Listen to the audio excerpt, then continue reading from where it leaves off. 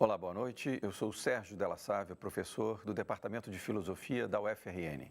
O programa Grandes Temas da TV Universitária começa agora. A ampliação das leis de combate ao crime foi uma das bandeiras defendidas pelo então candidato à presidência, Jair Bolsonaro. Em fevereiro, o ministro Sérgio Moro apresentou ao Congresso o texto do projeto de lei anticrime.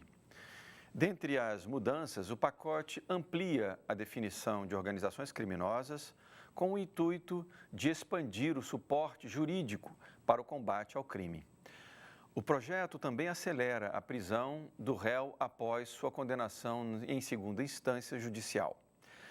O texto ainda torna crime passível de prisão o recebimento de doações não declaradas à Justiça Eleitoral, prática conhecida como Caixa 2. E o ponto mais polêmico, o excludente de ilicitude. O projeto define que será considerada legítima defesa a ação de policiais em casos de, abre aspas, injustiça iminente, agressão ou em caso de excusável medo, surpresa ou violenta emoção, fecha aspas. Críticos ao projeto afirmam que isso pode favorecer o abuso de poder policial. Moro disse que não existe nenhuma licença para matar. A aprovação do pacote é defendida por 62% da população, segundo pesquisa da Confederação Nacional do Transporte, divulgada em fevereiro.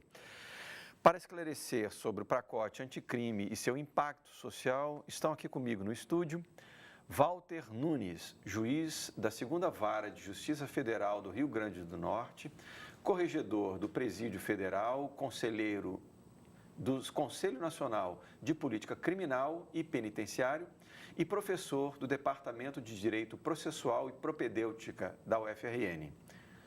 Paulo Pinheiro, presidente da Comissão Especial de Segurança Pública e Política Carcerária da Ordem dos Advogados do Brasil, no Rio Grande do Norte. E Francisco Augusto Cruz de Araújo, cientista social e pesquisador em segurança pública e sistema prisional. Eu gostaria inicialmente de agradecer a todos vocês por terem aceito o nosso convite, estar aqui conosco para colaborar com esse importante tema da noite de hoje. E você que está nos assistindo também pode acompanhar o programa, as nossas discussões aqui, acessando a nossa fanpage no Facebook. Digite lá GTTVU, no Facebook, GTTVU.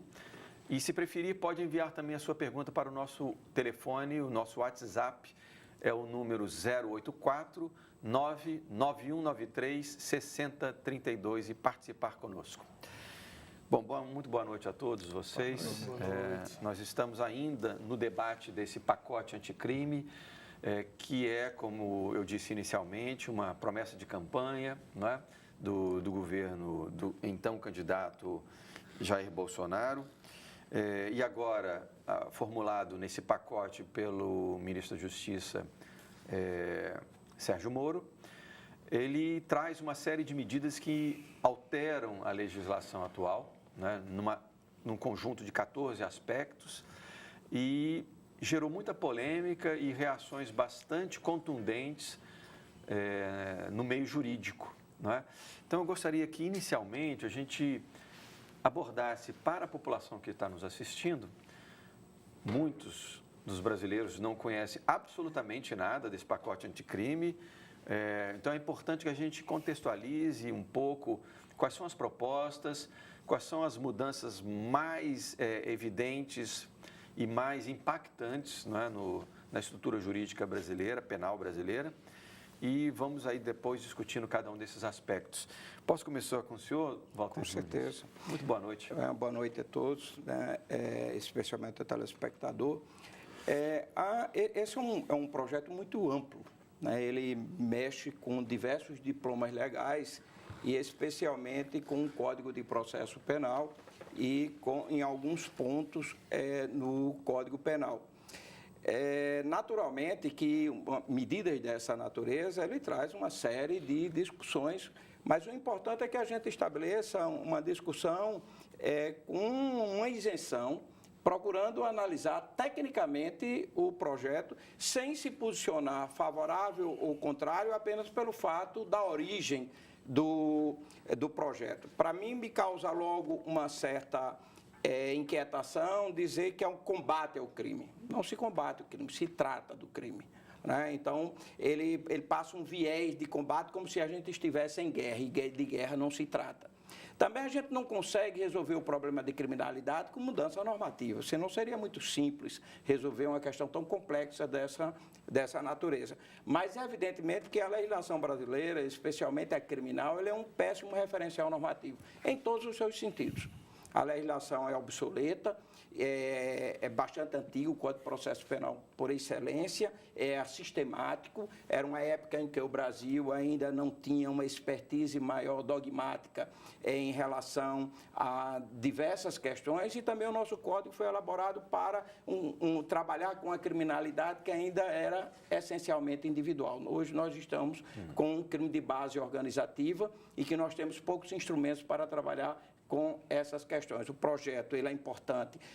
Algumas coisas que não estão sendo ressaltadas, que, por exemplo, eu vou ressaltar, que é a questão da utilização do DNA e da criação de um banco de dados genéticos para se permitir que tenha um melhor nível de resolutividade de crimes, especialmente dos crimes que a gente chama de crimes de sangue. Né? E também a criação de uma série de bancos de dados estabelecendo uma inteligência. E outro é uma tentativa de desconstrução da estrutura financeira das organizações criminosas com o Instituto do Confisco Alargado, que ele é especialmente importante nessa atuação. Então, independentemente daquilo que é mais evidente, da questão da possibilidade de decretação da prisão a partir da segunda condenação, no segundo grau, ou de qualquer tribunal, e também da questão da legítima defesa, da expansão do conceito de legítima defesa para abarcar situações de atuação policial, nós temos pontos bastante importantes, significativos nesse projeto. Perfeito. Paulo Pinheiro, a ideia mesmo, como ressaltou o Dr. Walter Nunes, de um combate, como se a lei pudesse funcionar, e sobretudo na forma de um pacote, não é? Parece uma solução muito apressada, muito rápido, né? Me parece que a gente, apenas alterando alguns registros da lei, a gente consegue, na verdade, atender a uma grande expectativa de boa parte da população brasileira, que se sente, de fato, não é? Vulnerável ao crime organizado e até desejosa de que, de fato, a segurança pública seja melhor estruturada, melhor organizada. E como o professor Walter Nunes bem destacou, a estrutura jurídica brasileira, no trato da questão da violência, precisa mesmo de alguma atualização. Mas quais são os aspectos que você destacaria nesse primeiro momento? O Dr. Walter é sempre muito preciso nas suas colocações sobre o tema, mas o que nós temos visto, na verdade, é muito mais uma proposta de campanha, certo? Do que um pacote à la carte, por assim dizer. Como se essa proposta de lei anticrime fosse por um fim ou fosse diminuir a criminalidade que é latente no país. Porque o problema da criminalidade no Brasil, a gente tem que ter uma visão macro da coisa, é uma questão cultural.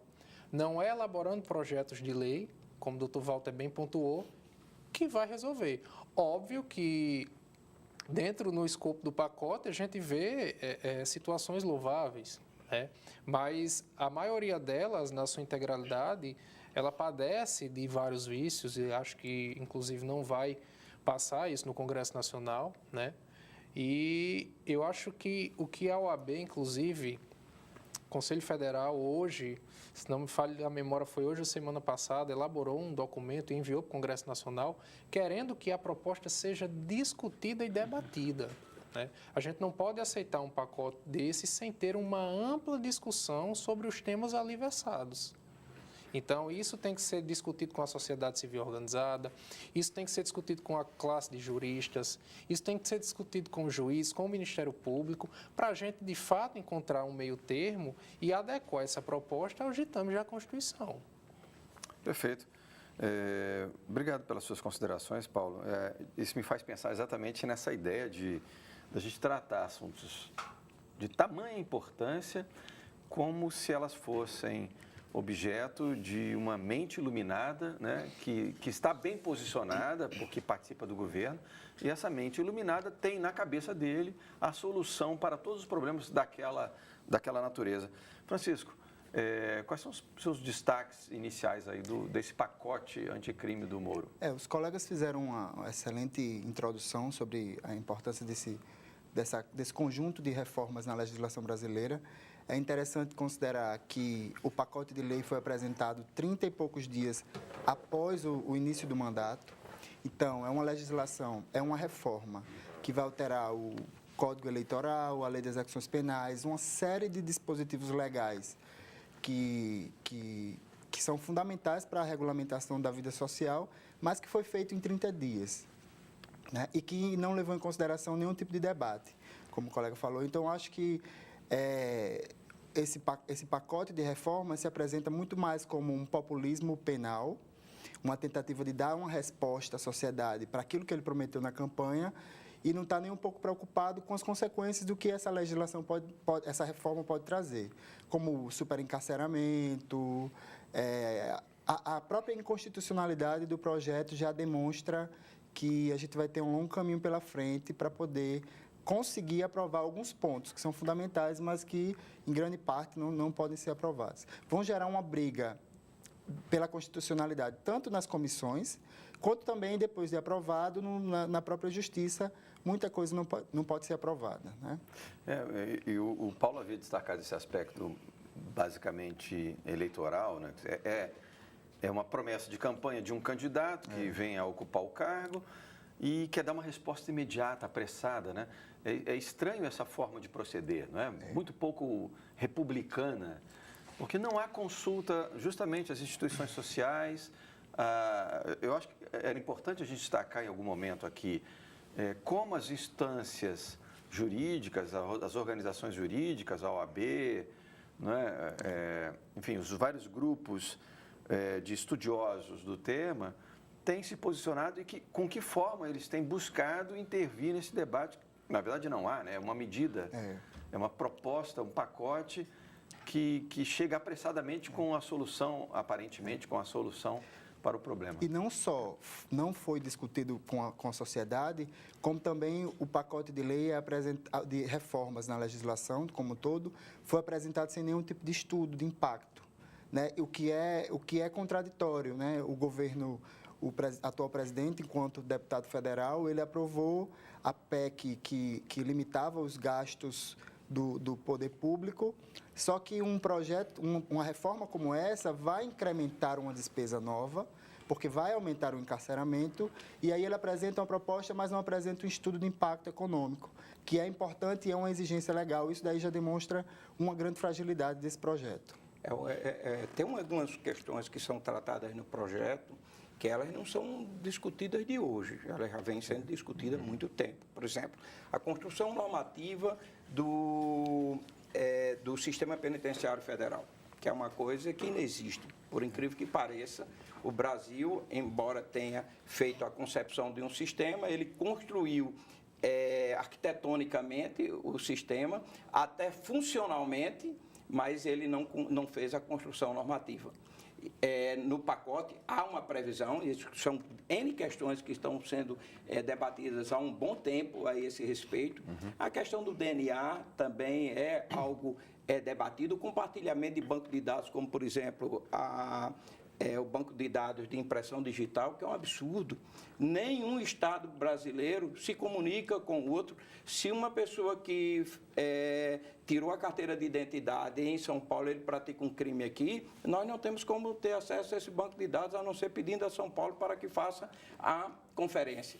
Então, há uma série de questões que elas já eram debatidas quanto à necessidade da criação de banco de dados ou de outras questões. É verdade que algumas matérias, elas vêm com a pauta um tanto quanto inovadora e que não foram debatidas com maior profundidade, especialmente pela classe acadêmica, que é a questão da expansão das hipóteses para a caracterização da legítima defesa, especialmente na atuação policial. Essa parte aí está muito clara, que ela foi inserida no projeto em razão de uma promessa de campanha que foi feita pelo candidato que findou sendo eleito presidente da República. Isso é bastante claro. Mas mesmo outros pontos que ele traz uma série de controvérsias, que é a questão referente à possibilidade do encarceramento a partir da decisão de tribunal, é um assunto que vem sendo debatido pelo menos desde 2007. Ela é um assunto bem presente na academia e mesmo no ambiente do judiciário. Isso é um destaque importante, mano. Então, já uma série de aspectos já vinham sendo discutidos, mas na composição do pacote eles ainda não foram... É verdade. Evidentemente... Óbvio que são assuntos que são debatidos. Quando você quer traduzir normativamente um debate, ele sempre tem senões. Né? Então, mesmo determinadas questões em que há convergência quanto ao Instituto em si, mas não da forma como foi redigido. Isso é muito comum de ocorrer no ambiente jurídico. Por isso que, como o Paulo salientou, agora é um momento de debate intenso. Os mais diversos segmentos da sociedade estão se preparando para isso. Houve uma discussão aprofundada na Escola Nacional de Formação e Aperfeiçoamento de Magistrados, as associações estão promovendo, sei que a AMB promoveu, a Associação de Juízes Federais também já apresentou, inclusive, uma nota técnica a respeito, a OAB também está se posicionando, a própria, Paulo sabe disso, a própria...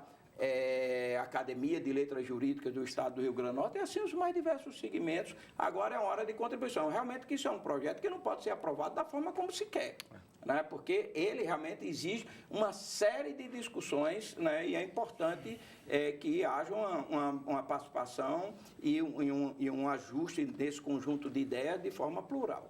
Inclusive, é até importante salientar que vários desses temas que são tratados no projeto estavam em ampla discussão no projeto de modificação do Código Penal e do Código de Processo Penal. E isso me parece que foi esquecido.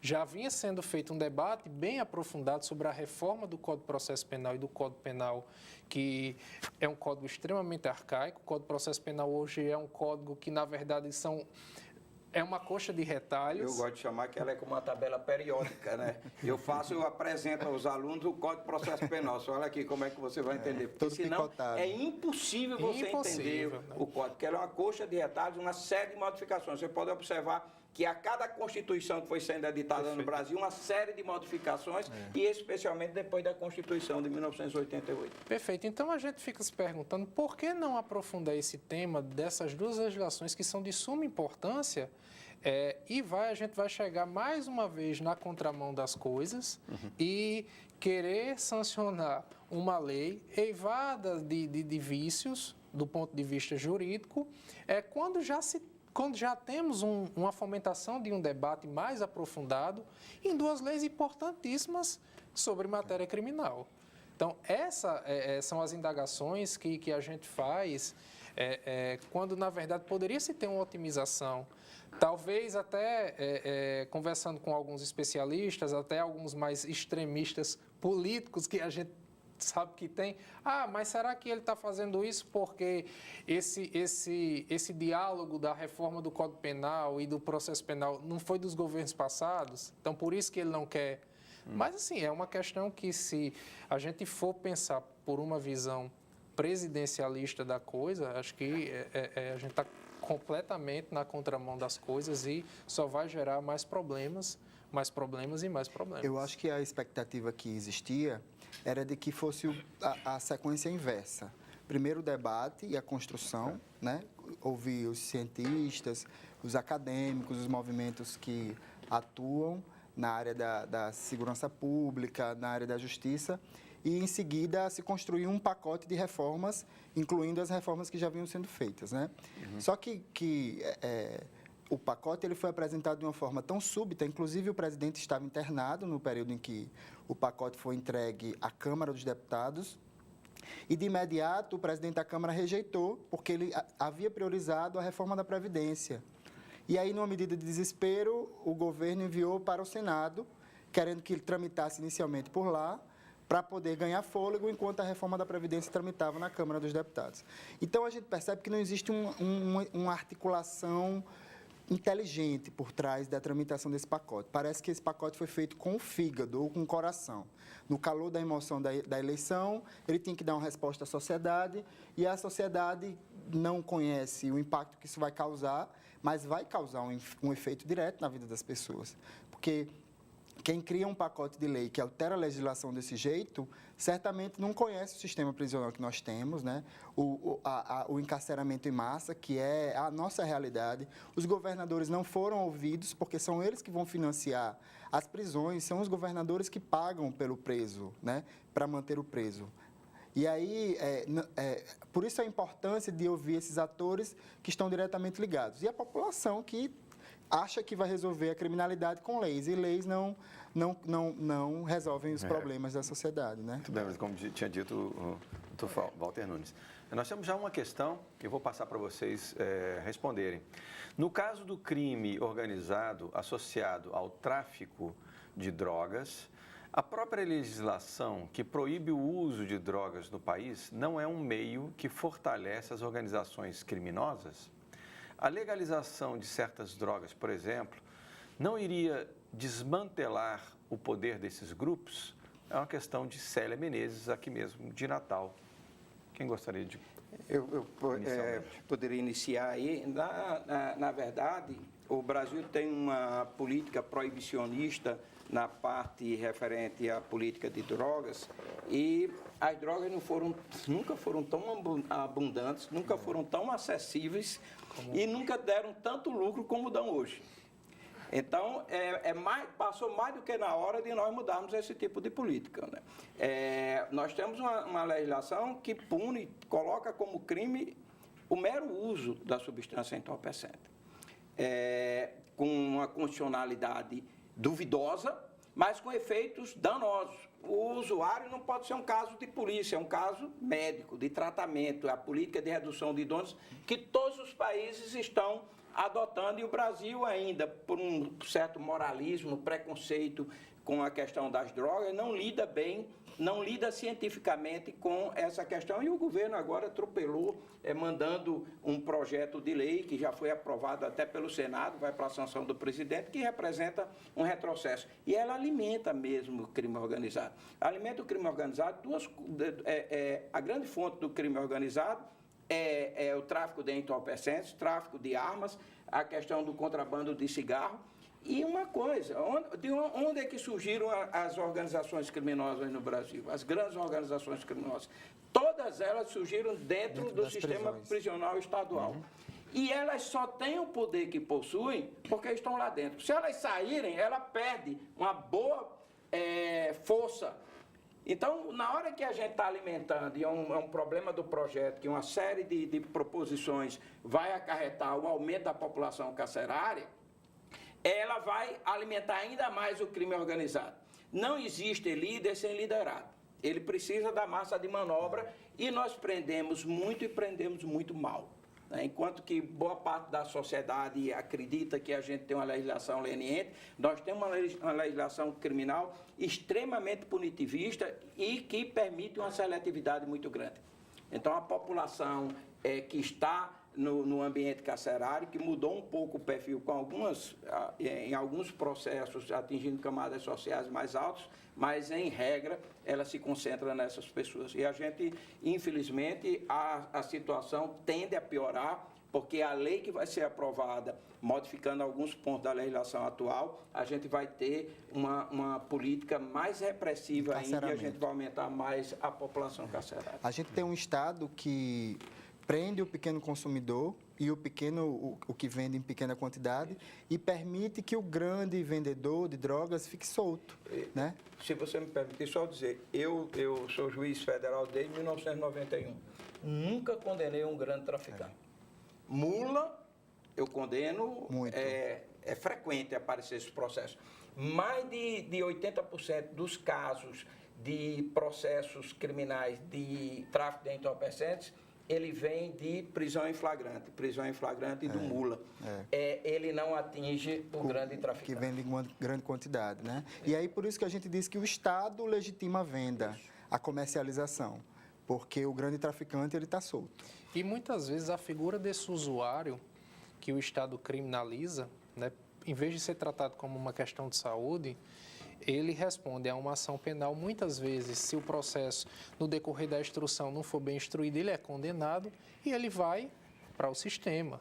E no sistema, na maioria das vezes, ali, hoje, a gente fala na realidade do sistema prisional do Rio Grande do Norte, que até 2017 era a 13ª maior população carcerária do país, mas um cidadão, né, do mundo, um cidadão que é primário, ele vai para um ambiente desse, então, assim, ele vai ser catequizado pelo crime organizado. É uma grande escola do crime, né? Então, isso é uma preocupação muito grande. Paulo, tem uma coisa mais absurda aí. A população carcerária feminina, que aumentou exponencial, mais de 60%, quase 70% dela é a origem do tráfico. Mas que tráfico? Aquele tráfico ela vai levar para o companheiro a droga, que muitas vezes é a organização criminosa. Olha, sua mulher vem na visita, ela tem que trazer droga, porque ela não está como suspeita, né, maior, e é ela quem tem que trazer. Se ela não levar, ele vai sofrer as consequências lá, ou ela própria, e ela se torna traficante.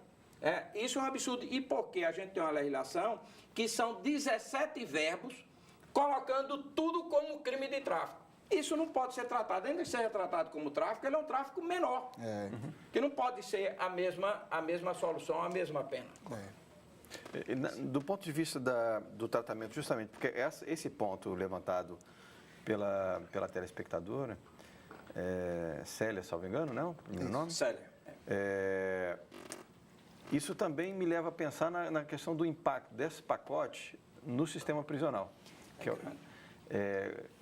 Podíamos destacar ainda no primeiro bloco em que aspectos esse pacote altera ou impacta? Ele prevê, em alguns casos, o aumento de pena. Sim. Aumento, portanto, da população carcerária. Aumento da população carcerária e, inclusive, a possibilidade... A dificuldade da progressão da pena. Isso, porque ele permite que o juiz, ao sentenciar, o juiz fixe um período de cumprimento da pena no regime que o juiz determinar. Inclusive, a gente toca no ponto de que ele não diz qual é o máximo. Ele pode dizer que ele tem que cumprir 2/3 ou 3/5 da pena, ou quase toda a pena no regime fechado. E isso, naturalmente, aí entra também uma potencialidade de vício de inconstitucionalidade, porque o Supremo já definiu que você não pode cumprir a pena toda, basicamente, num regime único, que seria o regime fechado. Então, esse é um dos pontos também que se alega a inconstitucionalidade. E esse dispositivo, realmente, ele é desastroso, porque nós temos uma jurisdição onde muitos juízes, eles são um tanto quanto, vamos dizer assim, linha dura, repressivo. Então, deixar uma possibilidade de o juiz, sem uma margem legal de definir um cumprimento de pena num regime fechado, isso vai ser muito alto. Inclusive, essas penas decretadas em caso de tráfico no Brasil, a grande maioria, agora eu não estou me lembrando aqui do percentual, mas a grande maioria é pena de 4 anos e 9 meses. E para o juiz chegar lá em determinadas situações é muito difícil. Mas ele bota 4 anos e 9 meses para não substituir por restritivas de direito. E que regime ele coloca? Regime fechado. Entendeu? E aí ele vai ter que cumprir aí 2/3 em regime fechado. O que é verdadeiramente um absurdo. Quem a gente está encarcerando em tráfico? Como se não tivéssemos uma população carcerária de que aproximadamente 40% está aguardando o julgamento. Então, de cada 10 pessoas, aproximadamente 4 não foram julgadas, aguardam presas, né? São pessoas pobres que não têm advogados, não têm condições de pagar advogados. A Defensoria Pública não tem condições de dar conta de uma demanda desse peso. São pessoas sem instrução, pessoas negras, então, pessoas que são tradicionalmente excluídas da sociedade. E aí os presídios têm se tornado calabouços, para tudo aquilo que o Estado não dá conta, ele está colocando dentro de um presídio, e aí a realidade é essa. E esse pacote anticrime, ele vai colaborar, como se a lei anticrime, a lei antidrogas, já não tivesse dado um boom nos aprisionamentos, agora esse pacote vai incrementar e aumentar a população carcerária, assim, drasticamente. E mais um exemplo da falência em relação à prisão foi a lei, a substituição da prisão preventiva pelas medidas cautelares, que é louvável, mas que no início, acho que na Gênesis, foi uma necessidade de se aprovar para diminuir o encarceramento cautelar. E achou-se que isso iria também resolver. Mas, na verdade, a gente vê que também é fadado ao fracasso. Porque, como o doutor Walter falou, nós temos uma jurisdição extremamente, como é que eu posso dizer? Rígida, Juízes que eu acho que a maioria dos juízes criminais, pela nossa experiência enquanto advogado criminalista, são juízes que não são garantistas, São juízes mais que ali aplicam um regime um tanto quanto rígido, que deságua mais no mesmo problema, que é a questão das prisões. Perfeito. Bom, nós vamos agora a um rápido intervalo e você pode aproveitar esse momento para enviar a sua pergunta pela nossa fanpage no Facebook, facebook.com/GTTVU, ou pode enviar a sua pergunta também pelo nosso WhatsApp para o número 084 99193 6032. Até daqui a pouco.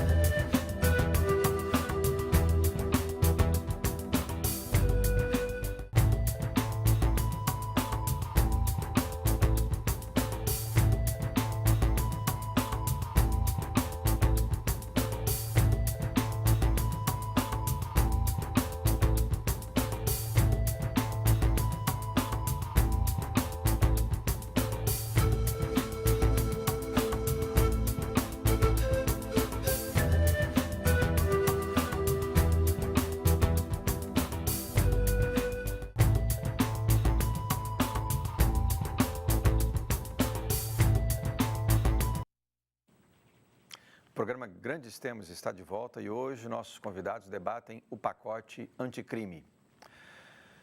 Temos uma questão no ar e eu gostaria de passar também para os nossos debatedores. Minha dúvida é sobre o excludente de ilicitude. Há pouco tempo, o carro de uma família inocente foi alvejado com mais de 80 tiros, a pessoa diz por policiais, mas na verdade por forças militares. Sabemos da atuação das milícias policiais e inúmeros casos de abuso de poder. Em um país onde isso é comum, esta lei poderá abrir espaço para configurar como legítima defesa os excessos de alguns policiais? Pergunta de Anderson Lima, aqui de Natal. Quem gostaria de iniciar o debate? Eu acho que a gente poderia a gente poderia dizer que esse seja um dos pontos mais interessantes e que sejam maior discussão no pacote, né? Porque ele, na verdade, busca, na prática, institucionalizar uma política penal que já existe na periferia do Brasil, né? Certamente, quem elaborou essa proposta de excludente de ilicitude, e aí ele justifica que seja sobre forte emoção, adrenalina, não conhece o que se passa pela periferia do Brasil, né? Um exemplo que a gente teve muito recente foi o carro de uma família que foi alvejado, como a telespectadora falou, foi alvejado pelo Exército, mas aquela realidade já é realidade há muitos anos, há décadas, para quem mora na periferia, né? E não existia um amparo legal para regulamentar o perdão dado à polícia que, enfim, exerce os seus abusos, né? A gente vive em um país que tem dimensões continentais, a polícia ainda não consegue garantir a nossa segurança pública, a formação policial ainda é muito obsoleta, ela não tem um preparo técnico, o preparo que deveria ter. E eu acredito que a implementação de uma lei que garante ao policial que, se agiu sob forte emoção, vai ter um amparo, uma proteção, vai simplesmente legitimar o que já acontece, né? Vai positivar. E aí é o que a gente costuma dizer na sociologia, de que são políticas públicas informais que já operam na sociedade, que só serão formalizadas. Elas operam muito mais do que as políticas formais. E aí esse excludente de ilicitude é um grande problema que nós precisamos derrubar, na minha opinião. Francisco, é óbvio que uma boa parte da população brasileira, não é? E movida também muito por falta de informação e por um desejo, na verdade, de justiçamento, muito mais do que proteção pública, segurança pública, acolhe essa proposta, né? Inclusive elogia ou pode aceitá-la de maneira mais fácil. Mas eu queria apenas fazer o destaque, ainda no sentido da questão do Anderson, de como está a legislação e do que a proposta, essa proposta do pacote anticrime modifica no aspecto de legítima defesa.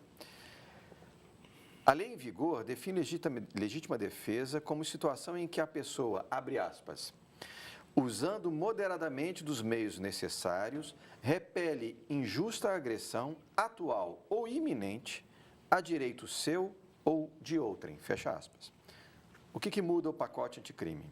Ela reduz a pena até a metade ou deixa de aplicar a pena se a legítima defesa, abre aspas, decorrer de excusável medo, surpresa ou violenta emoção, fecha aspas. De fato, no exercício da atividade policial, é possível justificar absolutamente todo e qualquer caso em que o policial dispara contra alguém. O policial trabalha sobre forte emoção, sempre. Então, em todos os casos, ele pode abrir fogo. Vou botar duas coisas aí. Primeiro, tecnicamente está errado. Por quê? Porque o artigo 23, ele trata de excludente de criminalidade. E esse parágrafo segundo que ele está propondo, ele trata de excludente de culpabilidade.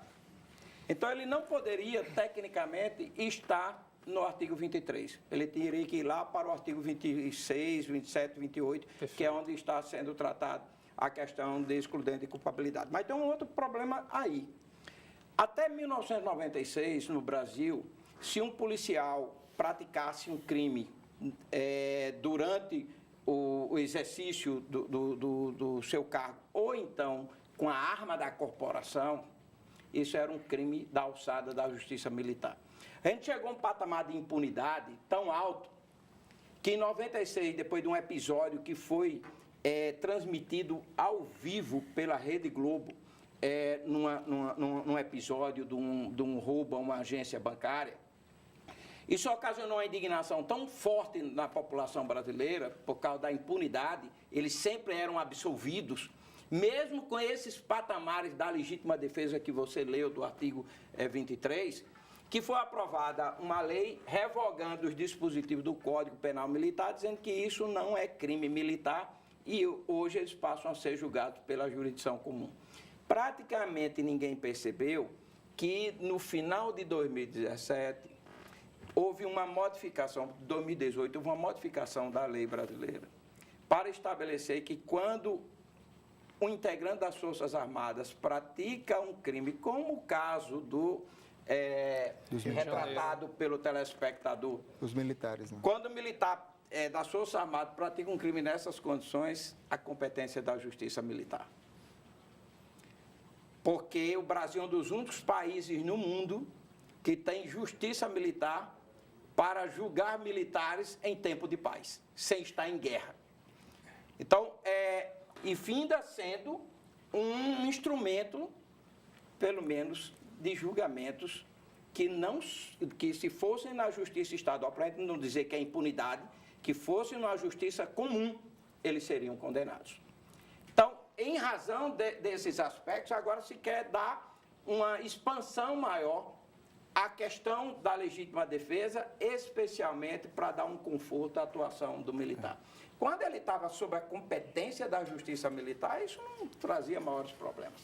Agora, em que a situação ficou mais complexa, embora que para os integrantes das Forças Armadas, embora essa previsão normativa ela é no mínimo de uma constitucionalidade extremamente duvidosa, agora se quer trazer esse escudo também para os policiais integrantes das outras organizações que não são das Forças Armadas. E não bastasse a tecnia e a impropriedade jurídica do parágrafo, como o doutor Walter bem ressaltou, é perceptível o grau de subjetividade que se tem no artigo. Então, é uma coisa tão espantosa que isso vai refletir, a gente sabe hoje que a Polícia do Brasil é uma polícia extremamente despreparada. O Estado não investe no agente público das forças de segurança. O Estado não dá cursos. O Estado não fomenta o trabalho de treinamento para esses agentes de segurança. E isso é refletido muitas vezes nas comunidades mais carentes. Porque quando se chega lá, se tem um confronto armado, quando chega na delegacia de polícia, a palavra que se tem, lamentavelmente, é a palavra dos policiais, né? Que tem presunção relativa de veracidade. Então, naquele momento, para você, um familiar desse, chegar e dizer como de fato aconteceu, aí um projeto dessa natureza chega e normatiza algo desse tipo, e isso é colocado como se fosse uma legítima defesa. Então, existe uma preocupação muito grande por essa subjetividade. Não bastasse a tecnia e a impropriedade jurídica da matéria, a gente esbarra nessa questão que indiscutivelmente vai gerar uma série de conflitos. E é bem verdade que, na maioria das vezes, o Dr. Walter sabe disso, que é feito um inquérito policial numa delegacia, seja pela falta de estrutura, muitas vezes o inquérito é mal feito, o inquérito não é bem investigado, entendeu? Então, isso é uma preocupação que nós temos, porque, de fato, pode abrir uma margem para, assim, o arbítrio desses agentes de segurança. O Paulo, você me fez lembrar uma coisa, eu gostaria que vocês me esclarecessem ou confirmassem se é isso mesmo. Me parece que o Brasil é o único país que tem ainda um instituto chamado prova testemunhal. Isso não é que... Não é isso não? Não, todos os sistemas possuem. Agora a prova testemunhal... Ou é prova ou é testemunho? Não, porque ela é uma espécie de prova. Né? Ela é o que se chama da prova oral. Você tem a prova documental, pericial. E ela não precisa de nenhuma corroboração? Não, a prova testemunhal é muito complicada, né? Porque ela trabalha aí com a memória, né? O ser humano, ele, mesmo quando ele não quer mentir, não raro ele é traído pela memória, né? Ou porque ele tem uma falsa percepção, né? A literatura, nesse aspecto, ela é vastíssima, né? Então, até pejorativamente se chama, né, que a testemunha é a prostituta das provas, né? Porque ela seria muito volátil e tal, mas infelizmente todas as legislações trabalham com a prova testemunhal. Agora, às vezes a testemunha é mais precisa, por umas características próprias dela, outras vezes nem tanto, né? Então, isso aí realmente é uma prova sempre muito delicada. Ela não pode ter efeito imediato, né? Sem a lei. Eu diria, todos os sistemas jurídicos, eles trabalham que todas as provas elas são relativas. Né? Então, inclusive, mesmo uma prova pericial, que seria técnica e neutra, né? Mas ela também pode ser manipulada. Quantos casos que nós não conhecemos nos Estados Unidos, em vários lugares, e que finda havendo uma manipulação, às vezes de má fé, e às vezes porque o policial acredita que aquela pessoa é culpada e ela está precisando de uma prova mais robusta e ele dá um empurrão na prova. Nós temos casos e casos da literatura aí, conhecidos e reconhecidos, inclusive no sistema americano. Então, não é verdade. Agora, especialmente na questão, como o Paulo falou, de tráfico, geralmente as testemunhas são os policiais que estão pegando a pessoa em flagrante delito. E muitas vezes, doutor... Pode ser nessa questão. Talvez o Brasil seja um dos únicos países que admitem a prova testemunhal do policial que fez o flagrante como uma prova, como outra qualquer, e o que é um pouquinho complicado. E muitas vezes essas pessoas que estão nas comunidades mais carentes, elas têm medo de vir depor, né? É o que mais a gente vê em audiências. Vale a palavra do policial. Então, vale ali a palavra do policial como testemunha, é de extrema relevância para o julgador. Porque a vítima ou as testemunhas de fato civis, elas dificilmente... E é bem célebre isso aqui, porque as testemunhas já não vi, não sei... A lei do silêncio. Ainda mais porque funciona o poder das milícias, aí que a pessoa... É muito forte.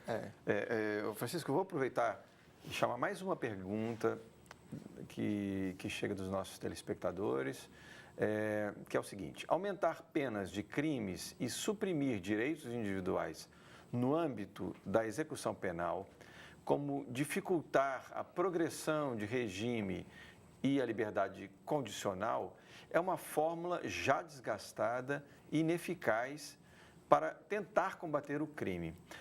O pacote anticrime não está contribuindo apenas para o aumento da massa carcerária? Não seria prudente investir na recuperação dos presos? Pergunta de Leonardo Castro, aqui de Parnamirim. Boa pergunta, né? Francisco. É uma pergunta que é importante para o cenário que nós estamos vivendo agora, de superencarceramento. Aqui no estado do Rio Grande do Norte nós vivemos há alguns anos atrás uma tragédia do massacre de Alcaçuz, e nós percebemos que o estado não conseguiu administrar sua massa carcerária no sentido de garantir uma reestruturação social dos sujeitos que estão privados de liberdade, e que conferiu ao Estado um dos piores sistemas prisionais do Brasil, né? A penitenciária de Alcaçuz ficou conhecida internacionalmente pelo massacre, e de lá até aqui a gente tem visto que o Estado tem tentado manter controle, mas até o presente momento a gente não viu nenhuma tentativa de ressocialização ou de ressignificação do sentido da vida para as pessoas que são privadas de liberdade. Sobretudo por causa do superencarceramento, né? Existe um déficit enorme que dificilmente vai ser... Enquanto todos os países do mundo estão desencarcerando, a política brasileira é de ampliar o encarceramento, né? Não existem programas e projetos, políticas de educação nos presídios, não existem políticas de saúde, assistência à saúde, de assistência social, de assistência religiosa. Então, a única força que opera efetivamente nos presídios é a força do crime. E interessante, Francisco, isso que você falou, porque eu acho a coisa mais utópica, até quando era acadêmico, é essa questão da ressocialização do preso no Brasil, né? Em tese, a prisão a pena é feita para ressocializar, que eu acho isso um modelo extremamente ultrapassado, tendo em vista a atual situação do país. É utópico você dizer que um preso que chega no sistema penitenciário, ele sai ressocializado. E, assim, por uma questão bem simples, o Estado não investe em política carcerária, em política penitenciária. O Estado não fomenta os direitos mais básicos do apenado. principalmente nos âmbitos estaduais, né? A gente vê a questão de Alcaçuz, mas se você for aí para o Pará e para alguns estados economicamente mais pobres, você vai ver que recentemente eu assisti uma reportagem, me falhou a memória agora, mas que presos estavam sendo colocados em containers.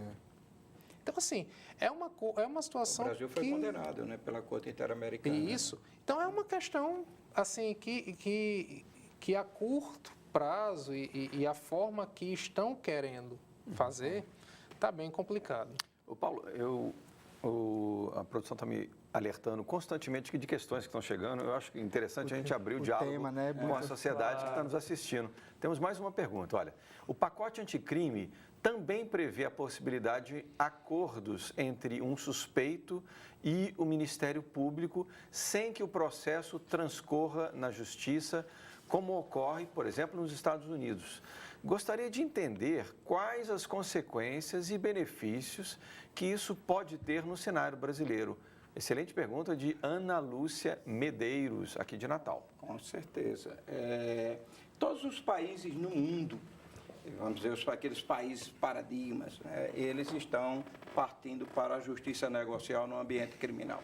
Isso realmente é uma pauta iniciada nos Estados Unidos e depois foi se espraiando para os outros ordenamentos jurídicos, foi para a Itália, depois a Alemanha e tal, e naturalmente chega o Brasil. O Brasil ensaiou inicialmente com juizados especiais, a transação, a suspensão condicional do processo, avançou um pouco mais com alguns dispositivos a respeito da colaboração premiada e até que a gente teve a Lei 12.850, estabelecendo a colaboração premiada e agora no pacote o ministro Moro ele propôs que colocasse o plea bargain propriamente dito, o acordo da aceitação de pena. Ele é um instrumento muito importante porque isso demonstra o acusado, quando ele aceita a pena e ele negocia, ele também está se propondo a não praticar mais crimes. Essa é uma situação importante porque dá um sentido também de justiça restaurativa. Por outro lado, tem um dispositivo na Constituição que eu acho belíssimo, que é o artigo 144, que a segurança pública, embora seja um dever do Estado, um direito do cidadão, ele é uma responsabilidade de todos. Ele é um direito e responsabilidade de todos, até quem pratica crimes. Então, todos esses acordos, ele suscita esse tipo de comportamento e é uma forma de ele reconhecer um erro e tentar reparar esse erro, reconhecendo e tal. Ele também tem esse caráter de ressocialização. E por isso que hoje está funcionando tão bem a questão do acordo de não persecução criminal. Isso tem trazido um impacto muito grande no judiciário.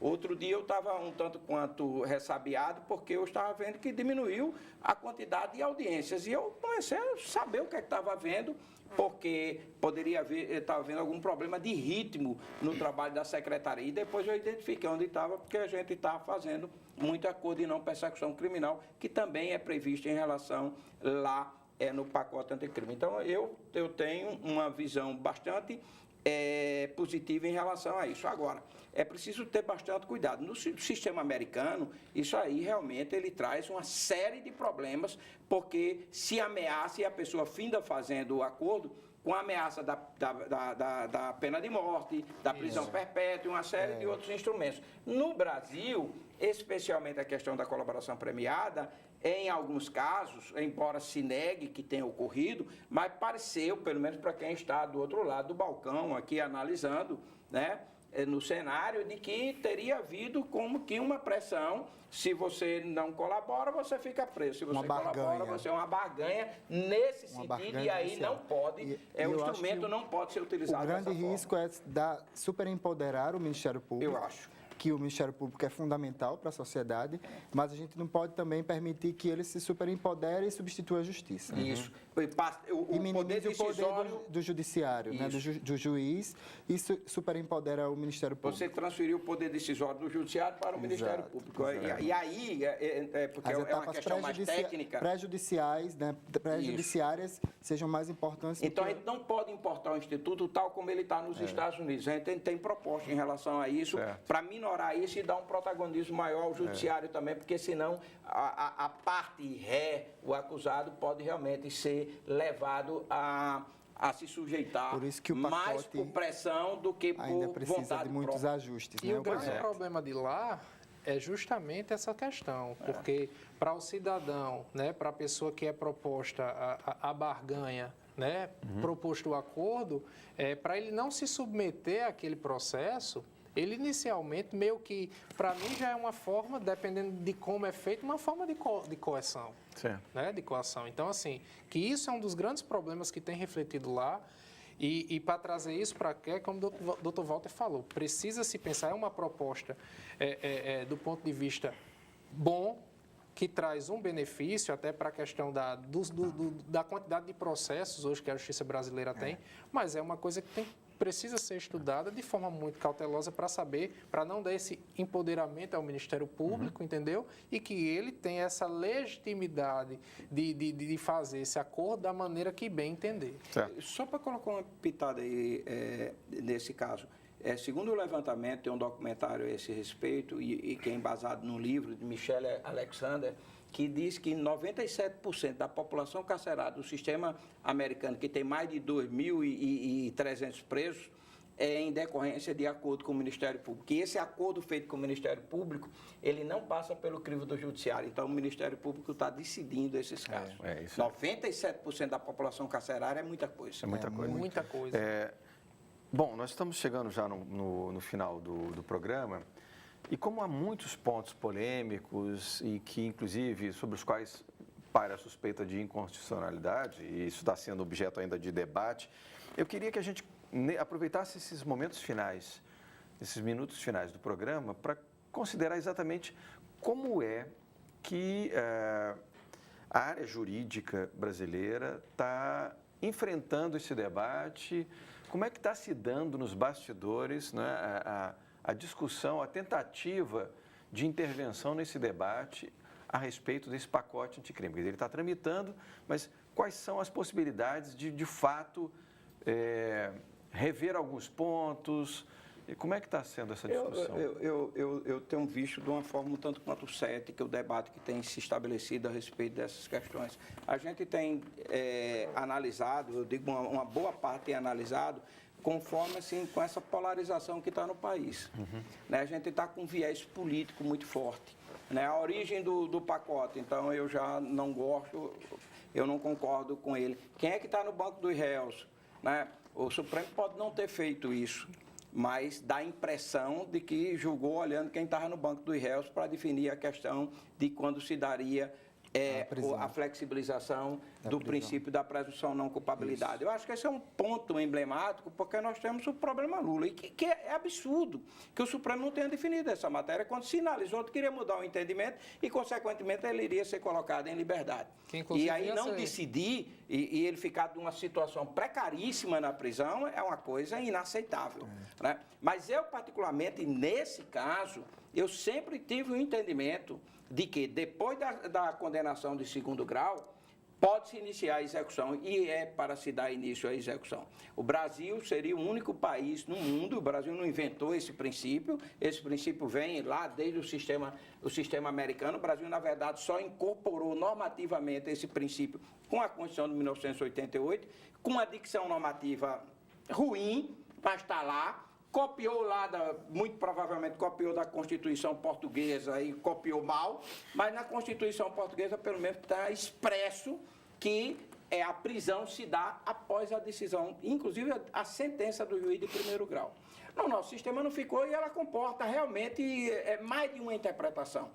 Tem os mais diversos juristas que, independentemente desse problema político, tecnicamente ele vai defender que, da forma como foi posto no nosso sistema, a gente teria que entender que seria até o trânsito em julgado efetivamente. Eu tenho toda uma argumentação a respeito de que isso é um paradoxo, seria paradoxal, porque quando o juiz condena, o juiz está dizendo que ele é culpado, eu não posso condenar sem dizer que ele é culpado, então eu já estaria me contrapondo ao preceito constitucional, e ademais no sistema brasileiro eu acho que fica tranquilo, porque essa esse início de execução seria apenas da decisão de segundo grau e não do primeiro grau. Então, teríamos duas instâncias. E, por outro lado, ainda assim, poderia ser conferido efeito suspensivo ao recurso interposto. Então, eu acho que a gente ficaria com um sistema equilibrado se a gente adotasse isso. Não vejo vício de inconstitucionalidade nesse sentido. Alguns juristas, inclusive, dizem, olha, se vier previsto em lei, poderia ser... o argumento é de que não teria lei, e eu entendo que tem lei, que é o artigo 637 do Código de Processo Penal. Perfeito. Bom, meus caros, chegamos ao fim do programa. Eu queria agradecer imensamente a participação de vocês, dos nossos telespectadores. O programa Grandes Temas, então, fica por aqui, mas você pode continuar conectado com a gente pelo Facebook. Basta curtir e compartilhar nossa fanpage do programa Grandes Temas lá.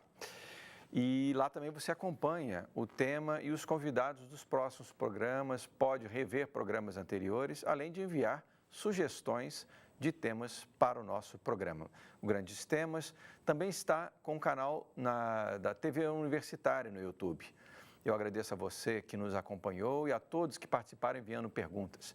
Até segunda-feira que vem.